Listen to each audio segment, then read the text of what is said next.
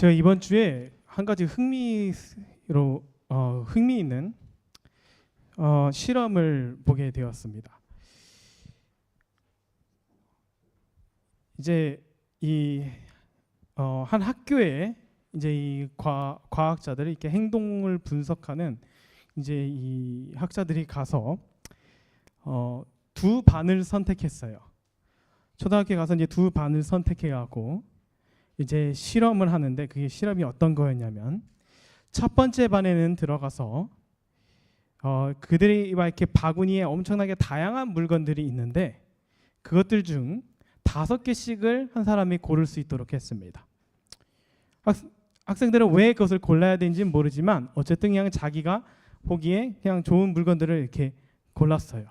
거기 막 여러 가지도 있었습니다. 어떤 도형 모양도 있고 뭐 여러 가지 물건들이 있었죠. 그 다음에 이제 그것을 다 고르고 나서 책상에 앉았을 때, 그때 이제 선생님이 그것으로 여러분께서 상상하는 뭔가 새로운 것을 한번 만들어 보세요 라고 이야기했어요. 근데 아이들이 신기하게도 거의 한 90%는, 남자아이는 자동차를 그냥 만들고, 그 다음에 여자아이들은 집을 만들었던 것입니다. 그래서 그냥 그 아이들에게 어떤 창의적인 것을 요구했지만 사실 그것의 결과물은 꼭 그렇지 못했어요. 그 다음에 이제 두 번째 반에서는 같은 방식이었지만 순서를 바꿨습니다. 그래서 물건들을 보여주기 전에 아이들에게 질문을 했어요. 여러분이 혹시 새로운 무언가를 만든다 그러면 뭘 만들고 싶어요? 그랬더니 아이들이 각각 대답을 합니다. 자기는 이걸 만들어 보고 싶고 이런 걸 표현하고 싶대요. 그 다음에 다시 그 바구니를 가지고 와서 물건을 5개를 고르게 했습니다. 그랬더니 아이들이 첫 번째 반에 있던 아이들과 두 번째 반에 있던 아이들의 눈빛에 차이가 있는 것을 이 학자들이 보게 되었어요. 첫 번째 반 아이들은 처음에 그것을 뽑고 나서 선생님이 물건을 만들어 보라고 했을 때 불평들이 막 튀어났습니다. 그 진작 이야기 좀 해주시죠. 그러면 저거 골랐을 텐데요. 이거 골랐을 텐데요. 그러니까 결국 자기에게 주어진 걸로 이걸로 그냥 자동차나 만들어야지라는 생각을 했던 것이죠. 근데 두 번째 반의 아이들은 자기가 지금까지 뭘 만들지 상상을 하고 생각을 해놨기 때문에 그 물건들이 주어졌을 때 정말 신기한, 그 신박한 방법으로 그것들을 묘사하고 만드는 것을 이렇게 실험 결과를 통하여 알게 되었습니다. 그래서 아주 창의적인 작품이 이렇게 탄생되었죠. 비슷한 능력을 가진 아이들이었고 비슷한 시간이 주어졌습니다. 오직 다른 것은 그 순서의 차이였어요. 그런데 결과물은 너무나 달랐습니다. 물체를 바라보는 시선이 달라지는 거예요. 그래서 내가 무엇을 하고 싶은지 생각하고 그 도구들을 보는 것과 그 도구를 보고 내가 무엇을 하고 싶은지를 나중에 결정하는 것은 굉장히 큰 차이가 있다라는 것을 이제 발견하게 되었습니다. 여러분, 이거는 굉장히 중요한 한 가지 우리에게 삶의 원칙을 알려주고 있습니다. 주어진 상황과 환경을 먼저 보면 늘 거기에 맞춰서 그냥 따라 살아가는 삶을 살게 된다는 것이에요. 하지만 내가 어떻게 살아가야 할지를 결정한 사람에게는, 그 사람에게는 어떠한 상황이 주어지거나 어떠한 환경이 펼쳐질 때 그것을 이용하고 그것을 사용하여 자신이 원래 생각하고 자신이 목표한 바로 사용하고 그것을 이용할 줄 안다라는 것입니다. 이것은 단지 우리의 일상생활뿐만 아니라 우리 신앙에서도 똑같이 적용이 되어요. 느헤미야는 천재적인 사람은 아니었습니다. 느헤미야가 정말 대단한 뭔가 다니엘처럼 사실 그런 아주 뛰어난 학자거나 아니면 아주 지도력 있는 그런 사람은 아니었어요. 물론 느헤미야가 그렇다고 해서 못난 사람도 아니었습니다. 하지만 느헤미야는 그저 그냥 그 평범하게 자신의 삶을 살아가고 있는 사람이었어요. 근데 하나님께서 그를 부르십니다. 그가 그래서 결심을 내리죠. 내가 예루살렘을 위하여 무엇을 할 수 있을까? 얼핏 보면 느헤미야가 굉장히 뛰어난 사람, 그리고 우리가 이제 결과적으로 보면 그가 위대한 사람, 나랑은 정말 다른 사람이야. 뭐 이렇게 우리가 그냥 생각해 볼 수 있지만 느헤미야도 한 명의 평범한 하나님의 백성이었습니다. 그도 고민이 있었고 그도 절망했고 그도 굉장히 위로가 필요했고 힘이 필요했던 사람이에요.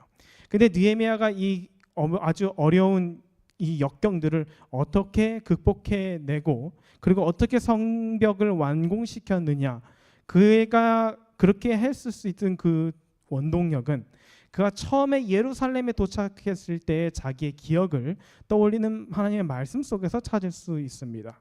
제가 느헤미야에 대한 말씀을 처음 여러분에게 전했을 때 우리가 함께 나누었던 말씀이었어요.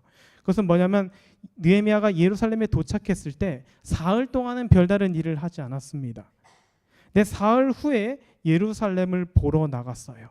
그때 근데 느헤미야가 자신의 그 기억을 더듬으면서 이렇게 이야기합니다.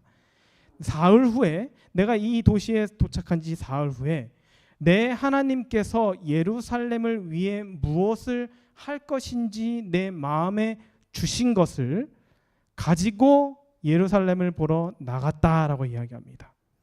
그러니까 그 마음속에 무엇이 있었던 거예요? 마치 두 번째 반의 아이들처럼 내가 주님을 위하여 어떤 삶을 살아야 할지를 그 마음에 깊이 품고 있었던 것이에요. 그 다음에 뭘 보러 가요? 예루살렘이 어디가 부서졌는지를 보러 나간 것입니다. 예루살렘을 본 걸, 부서진 걸 다 보고 나서 이거 내가 고쳐야겠다 마음 먹는 것이 아니라 주님께서 시키는 일이라면 무엇인지 내가 끝까지 해내겠다라고 생각하고 나서 그걸 보러 나간 것이에요. 그렇게 보았기 때문에 많은 지도자들이 흔들리고 많은 백성들은 좌절했지만 느헤미야는 그것을 끝까지 해 나갈 수 있었던 것입니다. 왜냐하면 그의 마음속에 하나님께서 그에게 주신 것이 먼저 자리 잡았었기 때문이라는 것이죠. 이것은 우리에게 굉장히 중요한 영적인 한 가지 원칙을 알려줍니다. 여러분, 우리가 하루를 시작할 때, 우리의 하루의 여정을 시작할 때 우리가 환경과 상황을 맞닥뜨리기 이전에 주님 앞에 결심하는 과정이 반드시 필요하다라는 사실이에요. 그리고 그것이 얼마나 우리의 삶에 큰 영향을 미칠 수 있는지를 우리는 이 실험을 통해서 한번 알아볼 수 있는 것입니다. 내가 주님을 위해 살기로 마음을 먹으면 환경이 처했을 때 내가 주님을 위하여 그 환경을 이용하고 그 환경을 주님을 위하여 사용하게 되지만, 내가 환경을 먼저 맞닥뜨리고 그 상황을 먼저 접하게 되면 나는 그저 그것을 우리는 수습하는 삶만 살아가게 될 수 있다라고 하는 것이죠. 그래서 여러분의 삶 속에서 평범한 하루가 아닌 특별한 하루를 꿈꾸시고 그것을 고대하신다면 그 무엇보다 하나님께서 여러분 마음에 그 주신 것을 마음에 먼저 두시길 간절히 소망합니다.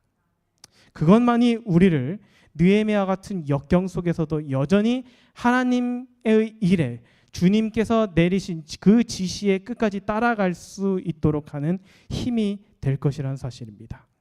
이제 말씀을 한번 보겠습니다. 느헤미야 6장에 있는 이야기를 함께 볼 텐데요. 느헤미야 6장 1절과 2절의 말씀입니다. 산발락과 도비야와 아라비아 사람 게셈과 그 나머지 우리의 원수들이 내가 성벽을 건축하여 허물어진 틈을 남기지 아니하였다함을 들었는데 그때는 내가 아직 성문에 문짝을 달지 못한 때였더라. 산발락과 게셈이 내게 사람을 보내어 이르기를 오라 우리가 오노평지 한 촌에서 서로 만나자 하니 실상은 나를 해하고자 함이었더라. 거의 다 했습니다. 다 완성되었어요. 그래서 소문이 쫙 나는 것이죠. 성벽에 이제 빈틈이 없다. 하나 남았어요. 뭐요? 성문 다는 것 하나 남은 상태였습니다. 이때 원수는 마지막 공격을 퍼붓습니다. 성문을 달지 못하도록 하기 위하여. 그래서 거절하기 매우 어려운 제안을 한 가지예요. 그건 뭐냐면 오노평지에서 우리 만납시다. 이건 공식적인 제안이었습니다. 산발랏이 서신을 보냈어요. 이거는 느헤미야에게 꽤 고무적인 일이었습니다. 왜냐하면 산발랏은 지금까지 느헤미야를 인정해주지 않았어요. 여기 내 땅이야 라고 이야기했습니다. 근데 지금 태도가 좀 바뀌었어요. 나도 여기 총독이고 당신도 예루살렘 총독이니 총독 대 총독으로 만나서 이야기 좀 합시다 이거예요. 그렇게 화평하자고 우리가 이제 어차피 이렇게 이 정도 됐으니까 내가 당신을 인정합니다. 당신의 지위도 인정하고 당신의 권한도 인정할 테니 이제 사마리아와 예루살렘 우리 함께 좀 연합해 갖고 이 땅을 좀 한번 일으켜 봅시다. 겉으로는 그러한 제안을 하게 된 것이죠. 그러나 느헤미야는 결국 그 후에 그 속셈을 알게 됩니다. 그래서 느헤미야를 해하고자 하는 것이었죠. 이 오노 평지는 한마디로 예루살렘과 사마리아의 중간지대입니다. 여기서 우리가 평화 협정을 맺자라고 이야기하는 거예요. 일반적인 사람이었으면, 정말 보통 지도자였다면 누구나 내가 인정받고 드디어 나를 받는구나라고 생각하면서 아마 나아갔을 것입니다. 느헤미야 입장에서도 평화 협정을 맺으면 더 이상 우리가 긴장하며 살지 않아도 되기 때문이죠. 오늘 이 느헤미야에게 온 이 오노 평지로의 초청은 이 세상이 우리에게 보내는, 사탄이 우리에게 내어 보내는 초청과 매우 유사합니다. 한 발씩 서로 좀 양보하자라는 거예요. 내가 너 예수님 믿는 거 인정할게. 너 교회 가는 거 내가 받아줄게. 내가 너의 신앙을 존중할 테니 너도 나에게 한 발자국 나아와라. 우리 서로 한 발자국씩 조금씩 와서 서로 너무 그렇게 마찰 빚지 말고 서로 좀 이렇게 잘 지내보자라는 그런 표현처럼 세상에서는 늘 그리스도인들을 향하여 이 오너 평지로 날아오라는 초청을 사단은 계속해서 던집니다. 이 산발랏은 4번이나 서신을 보냈어요. 그처럼 이 세상에서는 끊임없이 그리스도인들을 향하여 오너 평지로 한 발자국 나오라는 그런 초청이 있습니다. 그 세상에서는 아주 이 세상은 이렇게 이야기해요. 진리 이야기하면 뭐예요? 오직 예수님만이 길이다라고 이야기합니다. 그러면 사람들은 뭐라고 하냐면 그거 굉장히 독단적이다라고 이야기해요. 예수님이 전부냐? 그러면 다른 사람들은 우리의 종교는 뭐 무의미한 것이냐, 우리의 종교를 무시하냐 이렇게 생각하죠. 그리고 성경은 배타적이다라고 세상은 이야기합니다. 성경에는 예수님 이야기밖에 안 나와요. 그리고 복음은 차별을 만든다라고 주장합니다. 예수님 믿지 않으면 구원이 없다라고 하니 그러면 예수님을 안 믿는 사람, 기독교인 아닌 사람은 다 멸망의 대상이냐라고 이렇게 주장을 합니다. 이러한 주장에 대해 그리스도인들은 때로는 필요 이상의 양심의 가책을 느끼게 되죠. 그리고 그들의 마음을 달래기 위하여 또 때로는 이렇게 오너 평지에 나가서 더 이상 우리가 서로 얼굴을 붉히거나 아니면 서로 이렇게 마찰을 빚는 것을 이렇게 피하기 위하여 한 발자국 나갑니다. 이러한 말을 전해줄 때마다 사람은 누구나 타협할 여지를 조금씩 생각하게 된다라는 거예요. 처음 왜 산발랏이 4번이나 보냈을까요? 처음에 느헤미야에게 보내면 느헤미야 콧방귀도 안 낍니다. 그렇죠? 뭔 소리야? 이제 우린 다 끝났는데. 근데 두 번째 서신을 또 보내요. 거긴 좀 내용이 좀 다르겠죠. 우리 앞으로의 일도 좀 생각해야 하지 않겠습니까? 계속해서 오는 그 편지가 자꾸만 내가 저 산발랏과 타협할 여지가 있는지 그러한 뭔가 공간이 있을까라는 것을 생각하는 시간을 부여한다라는 것이에요. 여러분, 우리는 이러한 제안들을 늘 받고 살아갑니다. 오늘 저의 말씀의 제목은 결코 응하지 말아야 할 괜찮은 제안들이에요. 사탄은 늘 우리에게 안 좋은 제안만으로 우리에게 접근하지 않습니다. 사탄은 늘 응해도 괜찮을 것 같은 제안들을 한다라는 거예요. 그래서 우리에게 늘 못해요. 너 행복하고 싶지? 그래서 많은 그리스도인들이 이 행복을 가장한 그러한 제안을 응답합니다. 그래서 한 발자국 나아가 봐요. 오너 평지에 가봅니다. 오너 평지로 나간다는 것은 하나님께서 지시하신 일을 멈추고 그분의 부르심으로부터 이탈한다라는 것을 의미해요. 그렇게 한 발자국 나갑니다. 무엇하기 위하여요? 행복하기 위하여요. 우리가 생각하는 좋은 가치들을 이용해서 사단은 우리에게 늘 괜찮은 제안들을 한다라는 거예요. 자유하래요. 진리가 너희를 자유케 하리라. 예수님 믿는데 왜 그렇게 너 힘들게 살아. 예수님이 다 용서하셨다며. 그냥 너 하고 싶은 대로 적당히 해. 나쁜 짓만 안 하면 되는 거 아니야. 세상에서 적당히 어울려서 살면 되는 거 아니야. 이것이 사탄이 우리에게 주는 괜찮은 제안들이에요. 그리고 정말 많은 그리스도인들이 그런 제안에 훅훅 넘어갑니다. 교회 가지 말라고 제안하지 않아요. 사탄은 이웃을 사랑하지 말라고 제안하지 않습니다.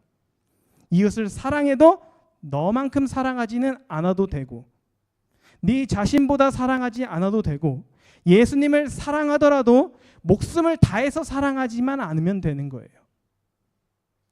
그것이 사단이 하는 괜찮은 제안들입니다. 온오평지로 나와요. 거기서 우리 한번 잘 지내보자. 앞으로 우리는 그렇게 살 거야. 그것이 사단이 하는 제안이고, 우리는 결코 거기에 응답해서는 안 된다라고 하는 것이죠. 세상에서 내민 손길을 우리가 잡을 때 그것이 우리 삶에 무엇을 가져다 줄지 우리는 결코 알지 못합니다. 저는 여기 모인 우리 모두가 여러분의 삶의 모든 영역에서 온오평지로의 그 초청의 참된 의미를 깨닫게 되기를 축복합니다. 분명히 사탄은 우리의 개인의 삶 속에서, 여러분의 삶 속에서 아주 다양한 영역에서 온오평지의 초청처럼 적당히 타협하고 적당히 세상과 어울려서 살아도 괜찮다라는 괜찮은 제안들을 계속해서 보낼 것이라는 거예요. 여러분, 사단은 늘 적대적으로 다가오지 않습니다. 앞으로 예수님 오시기 전, 환난의 때가 오기 전까지는 사탄은 아주 따뜻하게 우리에게 다가올 거예요. 왜냐하면 사탄이 실패해서 알거든요. 초대교회 교인들을 핍박했어요. 여기 교회가 어떻게 됐어요? 핍박하면 할수록 교회가 성장합니다. 그러니까 사단이 어떻게 해요? 작전을 바꾸죠. 핍박을 하다가 해유책을 쓰기 시작합니다.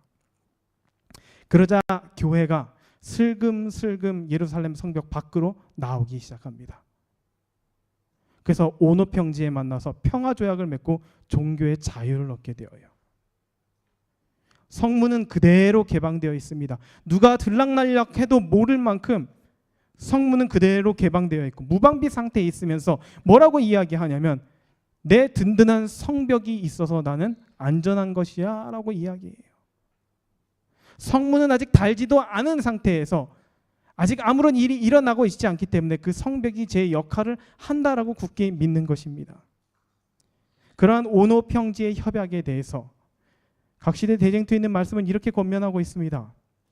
사도 바울은 그리스도 예수 안에서 경건하게 살고자 하는 핍박을 받으리라고 말하였다. 그러면 박해의 불이 거의 꺼진 듯이 보이는 것은 무슨 이유인가? 그 유일한 이유는 교회가 세속적 표준과 타협하여 별로 반대를 받은 일이 없는 까닭이다.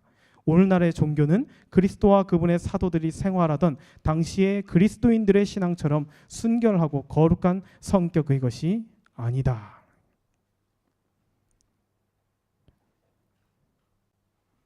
우리가 가장 조심해야 될 것이 뭐냐면, 거의 다 했을 때 방심하는 거예요.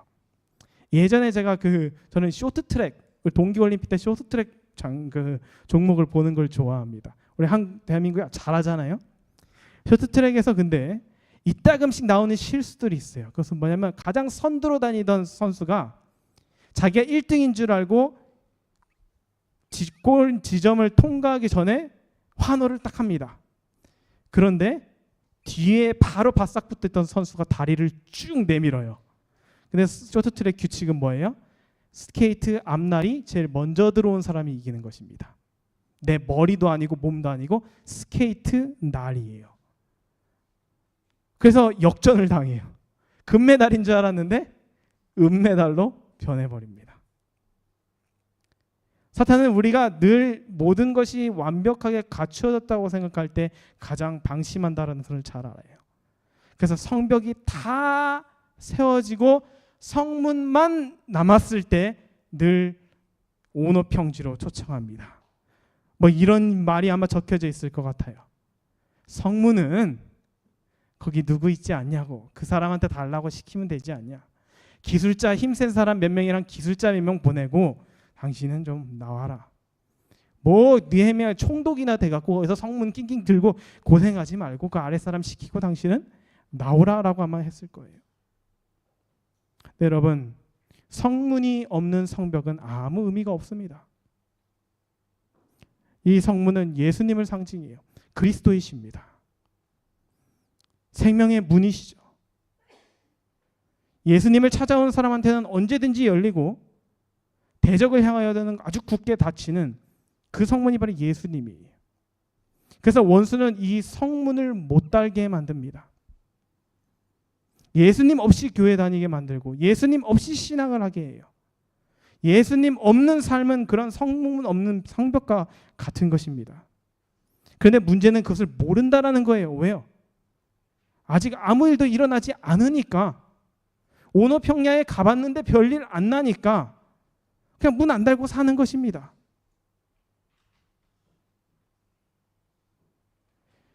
또 이런 말씀이 있습니다. 소위 하나님의 백성이라고 공언하는 사람들이 세상과 타협하고 세상 사람들처럼 생활하고 그들과 어울려 금지된 향락에 빠지고 세상의 사치가 교회로 사치로 바꾸어지고 결혼 예식을 알리는 종소리가 울려 퍼지고 모든 사람들이 오랫동안의 세속적 번역을 꿈꾸고 있는 때에 마치 하늘에서 번개가 번쩍임 같이 그들의 밝은 전망과 거짓된 희망들이 깨어질 것이다. 우리가 절대 응하지 말아야 할 괜찮은 제안들 중 하나는 오노평지로 나오라는 것입니다. 예수님 없이도 살아도 괜찮게 만드는 그런 제안들. 이 정도는 괜찮잖아? 이 정도는 해도 괜찮을 거야 라는 모든 그런 제안들을 단호하게 거절할 수 있는 영적인 힘을 갖게 되시기를 축복합니다. 느헤미야는 단호하게 거절했어요. 느헤미야의 거절 이야기를 이렇게 기록합니다. 내가 곧 그들에게 사자들을 보내어 이르기를 내가 이제 큰 역사를 하니 내려가지 못하겠노라. 어찌하여 역사를 중지하게 하고 너희에게로 내려가겠느냐 하며 그들이 4번이나 이같이 내게 사람을 보내되 나는 꼭 같이 대답하였으니 산발랏이 5번째는 그 종자의 손에 봉하지 않은 편지를 들려 내게 보냈는데 그 글에 이르기를 이방 중에도 소문이 있고 가스무도 말하기를 너와 유다 사람들이 모반하여 성벽을 건축한다 하나니 내가 그 말과 같이 왕이 되려 하는도다. 또 내가 선지자를 세워 예루살렘에서 너를 들어 선전하기를 유다의 왕이 있다 하게 하였으니 지금 이 말이 왕에게 들릴지라. 그런즉 너는 이제 오라 함께 의논하자. 두 번째 제안입니다. 거절하는 느헤미야를 나올 수밖에 없게 만들기 위해서 거짓 소문을 퍼뜨려요. 모반을 꿈꾸고 있다. 사실이 아닌 것들을 말하는 사람들이 종종 있죠. 저도 그런 거에 많이 속습니다. 그리고 사람들 대부분 그런 거짓말들을 많이 해요. 내가 그렇게 생각하는데 바로 집사님 제 생각에는 하기 좀 민망할 때 뭐라고 그러냐면 누가 그러던데요. 혹시 해보신 적 있으세요? 들어본 적은 많으시죠? 누가 그러던데요? 사람들이 그렇게 생각하던데요? 근데 솔직히 말해서 그 사람들 몇 명이에요? 1-2명이에요. 자기랑 가까운 사람들. 근데 심지어 그렇게 전해주는 사람도 그 전에 들은 사람이 뭐라고 이야기하냐면 내가 사람들한테 들었는데요. 그렇게 이야기하는 것이죠. 근데 여러분 오해를 받을 때 얼마나 이 오해를 풀고 싶어요. 얼마나 내가 그렇지 않다고 이야기하고 싶습니까? 그래서 지금 산발랏이 제안하는 거예요. 지금 벌써 지금 이제 소문 쫙 퍼졌어. 이제 그 페르시아까지 가면 당신 큰일 납니다. 내가 그 오해 풀어줄게요. 느헤미야는 반란 같은 걸 꿈꾼 적 없다고 내가 옆에서 보증서 줄게요. 지금 이 이야기를 하는 거예요. 자기가 소문을 내놓고. 그러면서 이야기하는 게 뭐냐면 이 말의 뜻은 뭐냐면 그냥 빨리 나오라는 거예요. 이 말의 속뜻은 뭐냐면 느헤미야에게 자꾸 어필하는 것입니다. 자꾸 제안하는 것이에요. 지금 성문이 중요한 게 아니야 수연아. 그거 성문짝 그거 사람들 나눠주고 너는 지금 반란자로 찍혀갖고 목숨이 간당간당하니까 빨리 와 내가 도와줄게 라고 산발랏이 요청하고 있는 거예요. 그럼 밑에 있는 사람한테 맡겨. 너는 빨리 왕에게 들리기 전에 빨리 나와 해결해야지 내가 도와줄게 라고 산발랏이 이야기하는 것입니다. 우리가 절대 응하지 말아야 할 두 번째 제안은 늘 우리가 분주하게 만들면서 찾아옵니다. 빨리 와. 빨리 와야지 그 소문 퍼지기 전에. 분주하게 만들어요. 분주하면 여러분 어떻게 돼요? 시선이 좁아집니다. 제가 이전에 영상에서 그 유튜브 영상에서 자동차가 속도로 일정 속도로 갈 때 이제 그 운전자가 볼 수 있는 그 제한적인 그 시선에 대한 영상을 본 적이 있습니다. 뭐 저는 가보지도 못한 속도들도 많아요. 300km 정도 되면 어떻게 될까요? 막 이렇게 보입니다. 제가 앞에 보는 이것도 저 문 넓이만큼도 보이지 않아요. 그리고 막 흔들립니다. 사물이. 저는 해보지 않아서 모르겠지만 속도가 빠르면 빠를수록 내 마음이 급하면 급할수록 돌아볼 여력이 전혀 없는 것이죠. 여러분 이건 다 공감하실 것입니다. 그러면서 나오는 영적인 문제는 무엇이냐면 아까 느헤미야가 이야기했어요. 느헤미야가 거절할 때 뭐라고 해야 하냐면 나는 지금 큰 역사를 하고 있다는 거예요. 내가 지금 하는 거는 결국 문짝 하나 바꾸는 것이 아니라 나는 지금 하나님께서 하신 일을 하고 있다라고 하면서 거절을 했습니다. 그런데 이 느헤미야 같이 대답하는 사람들을 계속해서 내려오도록 하기 위하여 계속 끌어지만 내기 위하여 사단은 우리를 어떻게 만들어요? 마음을 분주하게 만듭니다. 정신없게 만들어 갖고 뭐라고 하냐면 야 그건 나중에 해도 돼. 두 번째 일이야. 지금 진짜 큰 일은 그게 아니야. 소문짝이 언제든지 달릴 수 있지만 왕에게 이 소문이 들어가는 순간 너는 끝이야 라고 이야기하면서 하나님의 일을 하찮게 여기도록 만든다는 것입니다. 예수님과의 교제를 별것 아닌 것처럼 이야기해요. 왜냐하면 지금 당장 내가 급한 게 있거든요. 더 중요한 게 있다는 거예요. 기도하는 것보다 말씀 보는 것보다 말씀을 묵상하고 하나님과 예수님과 교제하는 것보다 더 중요한 게 너무 많아요. 그렇게 만드는 거예요, 사탄은. 그리고 제안합니다. 야, 그것보다 중요한 거 있어. 너 지금 이거 해결 안 하면 큰일 난다? 이거 안 하면 집 못 사? 이거 안 하면 자동차도 못 사? 이거 안 하면 너의 자녀는 좋은 대학을 가지 못할 거야. 이거 안 하면 너의 인생, 이 세상에서 인생 꼬일 거야. 그것이 사단이 현대에 살아가는 그리스도인들에게 늘 분주함이라는 것을 통하여 주는 제안입니다. 그리고 정말 많은 경우에 저부터도 그런 제안에 늘 응해요. 왜요? 그거 처리 못하면 진짜 큰일 날 것 같거든요. 계속해서 질문을 합니다. 너 진짜 그거 급한 거 맞아? 그거 진짜 중요한 거 맞아? 성문 세우는 게 그렇게 중요해? 네 목숨보다도 중요해?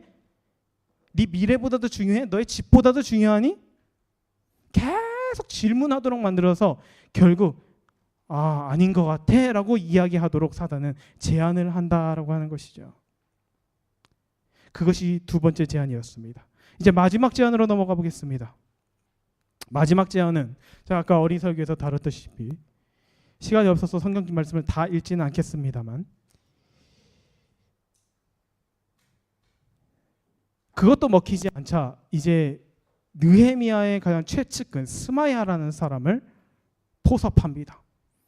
이 스마야는 아마 제사장이었던 것 같아요. 근데 이 스마야가 어느 날부터 집 밖을 나오지는 않습니다. 본 적이 오래된 거예요. 느헤미야가 걱정돼서 아마 가봤겠죠. 가봤더니 스마야가 뭐라고 이야기하냐면 성경 말씀에 그가 이르기를 그들이 너를 죽이러 올 터이니 우리가 하나님의 전으로 가서 외소 안에 머물고 그 문을 닫자. 저들이 반드시 밤에 와서 너를 죽이기라 하기로 내가 이르기를 나 같은 자가 어찌 도망하며 나 같은 몸이면 누가 외소에 들어가서 생명을 보존하겠느냐. 나는 들어가지 않겠노라. 세 번째 제안입니다. 여러분 이 제안은 조금씩 강도가 세져요. 노골적입니다. 처음에는 세상과 함께해도 괜찮은 제안들이고요. 두 번째는 세상에 완전히 빠져들게 만드는 제안, 묶어버리는 제안이고 세 번째는 무엇이었냐면 하나님의 말씀마저 거역할 수 있을 만한 강한 제안이에요. 왜냐하면 스마야가 이야기합니다. 하나님의 전으로 가서 숨자. 스마야는 누구예요? 제사장이에요. 제사장은 언제든지 성소에 들어갈 수 있습니다. 하지만 제사장이 아닌 사람은 어때요? 성전에 들어가는 순간 죽임을 당해요. 살 수 없습니다. 하나님께서 금하셨어요. 근데 지금 왜 이런 이야기를 할 수 있냐면 느헤미야가 그만큼 마음이 연약해진 것이 보이기 때문이에요. 느헤미야는 사람입니다. 계속해서 그런 제안이 오고 그것을 쳐낼 때마다 굉장히 마음에 고민이 되지 않겠어요? 정말로 얼마나 위협적이에요. 그 산발랏이. 진짜 말 그대로 페르시아의 왕이 오해를 하기만 하면 어떡하지? 그 오해를 풀기도 전에 내가 공격을 당하면 어떡하지? 이 걱정이 안 생길래야 안 생길 수가 없죠. 그렇게 벼랑 끝으로 몰았을 때 이 노골적인 제안은 아주 급박한 상황이 된 그 처해 있는 느헤미야에게 딱 전달이 됩니다. 이번에는 목숨이 달렸어요. 안 숨으면 죽는다라는 거예요. 누가 근데 그걸 이야기해요? 친구, 제사장 친구지. 목사 친구가 와서 이야기를 해줍니다. 너 성전으로 숨어야 돼. 야, 하나님께 피해. 아마 느헤미야가 이렇게 하면서 그의 심리적인 어떤 그건 있었을지 모르겠어요. 아, 진짜 그럴까? 왜냐하면 사람이 급박해지면 어떻게 해요? 사실 정신을 못 차리거든요. 이성을 잃습니다. 평상시에 아무리 머릿속에 시뮬레이션을 하고 있어도 정말 급박한 상황이 되면 사람이 당황할 수밖에 없대요. 그래서 막 큰 교통사고가 나면 사람들이 패닉에 빠져요. 멀쩡한 사람이, 이성적인 사람이 아무것도 하지 못하는 그런 상황이 되는 것입니다. 그것처럼 지금 느헤미야의 마음은 거의 패닉 상태에 갔어요. 너무나 많은 공격과 너무나 많은 어려움을 지금 느끼는 것입니다. 그 마음을 무겁게 누르고 있을 때 목숨을 위협한다라고 하니까 느헤미야의 마음이 어떻게 돼요? 쫓기는 것입니다. 아, 그럴까? 진짜 그럴까? 그런데 느헤미야는 항상 하나님 말씀을 순종하는 사람이었어요. 하나님 말씀이면 그는 뭐든지 내거는 사람이었습니다. 내 목숨이라고 잠깐 그런 질문을 하다가도, 근데 하나님은 나에게 뭘 원하셔요? 성문을 달기를 원하시는데 내가 거기 가서 뭐 하냐? 그리고 나서 정신 차리고 보니까 뭐예요? 맞아, 나 성소 들어가면 안 돼. 큰일 날 뻔한 것이죠. 느헤미야가 기록하는 이 이야기는 굉장히 짧은 시간 동안 일어났던 느헤미야의 심경적인 변화를 이야기해 줍니다. 나 같은 몸이면 누가 외소에 들어가서 생명을 보존하겠냐? 나는 제사장이 아니야. 거기 들어갈 수 없어. 거절하고 보니까 그런 거예요. 하나님 말씀에 순종하는 사람만이 거짓말을 할 수 있습니다. 계속해서 첫 번째 제안, 두 번째 제안을 수긍해온 사람들은 세 번째 제안이 왔을 때 정신을 차릴 수가 없어요. 그래서 사단이 마지막 때 세 번째 제안을 하는 것입니다. 목에다 칼을 들이밀어요. 그러면 정신을 못 차리고 결국 하나님을 떠날 수밖에 없는 것입니다. 살라면 어디 들어가요? 하나님께서 금하신 곳에 들어갈 만큼 이성을 잃고 영적인 패닉에 빠지게 되기 때문이죠. 이제 말씀을 정리하겠습니다. 이렇게 다가온 그 제안들을 느헤미야는 계속해서 거절해요. 그 제안들을 쳐내면서 느헤미야는 깨닫습니다. 다 깨달아요. 이제야 깨달은 거예요, 느헤미야가. 내 친구가 이렇게 한 이유가 무엇이에요? 뇌물을 받고 나한테 이렇게 이야기를 한 것이구나. 나에게 하나님의 말씀을 어기도록 만들기 위해서, 나를 그렇게 만들기 위해서 지금 내 친구가 뇌물을 받고 나에게 이야기하는구나 라는 사실을 깨닫습니다. 이것은 느헤미야가 이 순간 아주 똑똑해서 현명해서 내린 결정이 아니라 그의 삶에 녹아져 있고 그의 삶에 이미 깃들어져 있던 하나님의 말씀에 대한 태도가 그를 그렇게 그냥 만들어준 거예요. 도망가야? 아닌데 거기는. 여기로 가야? 아닌데 여기는. 하나님 원래 가는 곳이 아닌데. 이렇게 하면서 그가 하나님의 말씀을 거역하는 일을 그가 하지 않게 된 것입니다. 마지막 말씀을 보겠습니다. 6장의 이야기는 이렇게 끝납니다. 내 하나님이여 도비야와 산발락과 여선지 노아랴와 그 남은 선지자들 곧 나를 두렵게 하고자 한 자들의 소행을 기억하옵소서 하였더라. 얼마나 마음 안타까워요. 선지자는 사람들이 다 어떻게 해요? 느헤미야를 눌러요. 근데 느헤미야는 끝까지 하나님 편에서 하나님께서 주신 사명을 완성합니다. 성벽 역사가 52일 만인 엘루럴 25일에 끝남에 우리의 모든 대적과 주위에 있는 이방 족속들이 이를 듣고 다 두려워하여 크게 낙담하였으니 그들이 우리 하나님께서 이 역사를 이루신 것을 알미니라. 아멘. 52일 얼마나 아마 느헤미야가 나중에 이야기할 거예요. 내 인생 제일 긴 52일이었다고. 다시는 지나고 싶지 않을 만큼 괴롭고 힘들고 외로운 시간이었다라고 이야기할 만큼 52일 동안 느헤미야는 홀로 그 성문을 닫는 일에 싸워왔습니다. 하지만 그가 하나님 말씀을 거역하지 않고 끝까지 그 성문을 달기로 선택했을 때 성문은 달렸고 예수님은 그 성문벽의 문이 되셨고 그제서야 그 주위를 둘러싸고 있었던 모든 대적과 모든 사람들은 다 저 성벽은 더 이상 우리가 무너뜨릴 수 있는 것이 아니다라는 것을 알게 되면서 낙담했다라고 성경은 이야기합니다. 그리고 그들이 뭐라고 이야기하냐면 저거는 느헤미야가 대단해서 한 게 아니라 아무리 보더라도 누가요? 저들이 섬기는 하나님께서 이 역사를 이루셨다는 것을 인정할 수밖에 없는 그런 놀라운 일이 일어났다라는 것을 느헤미야의 성전 회복의 사역을 통하여 우리는 다시 한번 알게 되는 것입니다. 아무쪼록 사랑하는 성도 여러분, 사단의 달콤한 제안, 우리가 응할지도 모르는, 응할 수밖에 없을 만큼 괜찮은 제안들을 사단은 계속하여 우리에게 해줄 것입니다. 그런 제안이 들 때마다 나는 큰 일을 행하는 사람이다. 여러분께서 하시는 모든 일은, 하나님을 위하여 하시는 일은 다 큰 일입니다. 청소하는 일도 큰 일이고 주방에서 봉사하는 일도 큰 일이고 모든 것이 다 큰 일이에요.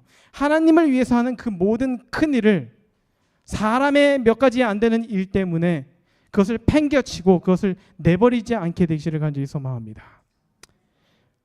나는 하나님께서 택하신 사람이고 나는 하나님께서 주신 뜻이 있기 때문에 그것으로 끝까지 내가 성문을 달고 내 성벽에, 우리 교회의 성벽에 예수님이라는 문을 달고 내 사역을 마치겠다라는 각오로 다시 한번 우리 하나님 앞에 우리의 마음을 내놓으시면서 헌신하시는 마음으로 우리 함께 주님께 찬양하시도록 하겠습니다.